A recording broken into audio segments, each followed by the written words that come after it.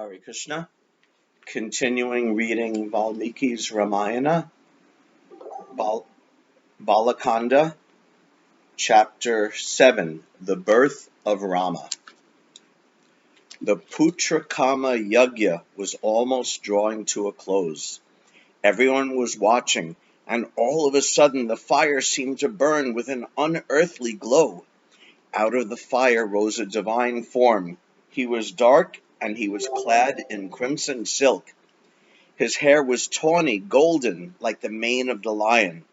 He was wearing ornaments made of gold and set with precious stones. He was like the sun in radiance, and his arms were decked with bracelets of gold. A chandrahara adorned his immense chest, and his smile was as soft and charming as the radiance of the moon. The entire Yagyashala was illuminated by his presence. The king looked at him and stood with his palms folded. He saw that the divine being held in his hands a golden bowl with a silver covering. The celestial form spoke to the king in the midst of everyone. He said, "I am a messenger from the Creator, Brahma. I have been commanded by the gods to hand you this vessel filled with payasa. Give it to your queens, and they will bear you the sons for whom you have been aching since so many years." The king prostrated before the divine being and accepted the bowl of payasa with great reverence. When he had taken it in his hands, the divine being blessed him and vanished from his presence. The yajna had come to a glorious conclusion, and the rishis blessed the king and asked him to go into the inner chambers and distribute the payasa to the queens.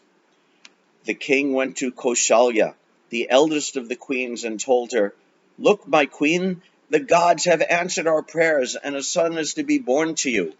And so saying, he gave half the payasa to her and asked her to partake of it. He then gave half of what was left to Sumitra, and half of what was left to Kaikeyi, the youngest queen. Seeing that there was still some left, he gave this again to Sumitra, and there was great joy in the hearts of the queens and that of the king. The devas, after receiving their shares of the havis, went back to their abodes. The yajna had been completed, and the citizens followed the king and the rishis into the city of Ayodhya. The kings who had attended the yajna went back to their kingdoms after having been honored by the king. Rishis from different parts of the world returned to their ashrams after taking part in the two yajnas. Sage Rishi Shringa, accompanied by his wife Shanta, went back to the kingdom of Anga. The king Dasarat was happy in the anticipation of the births of the children. He felt that he was a god and not a human being, so great was his happiness. The month of Chaitra was once again heralding its approach. Vasanta made its appearance felt by the pleasant breeze which was wafted across the ponds filled with lotuses, and by the trees which were clad in soft, fresh green. The month was Chaitra. It was the fortnight when the moon was waxing, Shukla Paksha, and it was the 9th day after the new moon. 5 planets were in very auspicious positions. The Lagna was Karkataka, and the planet Guru was rising with the moon. The star was Punarvasu. The Lord of Lords had assumed the form of a human being for the good of mankind and was born as the son of Kaushalya. Kaushalya glowed with radiance like Aditi did when Indra was born to her. When the next star Pushya appeared under the Meena Lagna, was born a son to Kaikeyi. The gentle Sumitra gave birth to twins when the next star appeared, the star Ashlesha.